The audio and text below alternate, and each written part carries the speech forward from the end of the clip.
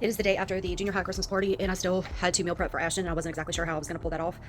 But I did. As you can see, we still have some decorations in the back. Most of it is torn down. We just have a little bit left to go. Not much at all. I was able to use some of the food last night for some of Ashton's stuff, like the fresh fruits and veggies.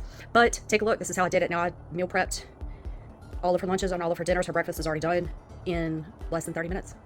Check it out. All right, so I did a Sam's delivery and a Walmart delivery. And what I have here is fresh fruits and veggies from last night. One more little thing of fruit to add to the fruit. Chicken salad sandwiches for lunch. And that's me adding in all the stuff from last night so we don't have any waste. For breakfast, she's going to have breakfast burritos and whole grain bagels. So I didn't have to prepare those. Now I get rotisserie chickens from Sam's.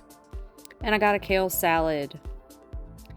It's a pasta salad also from Sam's. And then I did 2 bags of microwavable potatoes just because she does need some carbs in there. And now I measured out this entire package of the kale stuff because I knew that that was the exact amount of servings that she needed for the week, based on the back of the packaging on the label. And now I'm weighing out her chicken to just make sure that she has like an even amount of chicken in there, 4 to 5 ounces.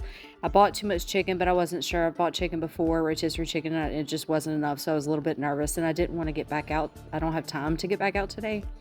It's kind of a rush job day at the day after this party and stuff. So I'm just getting her all plated up.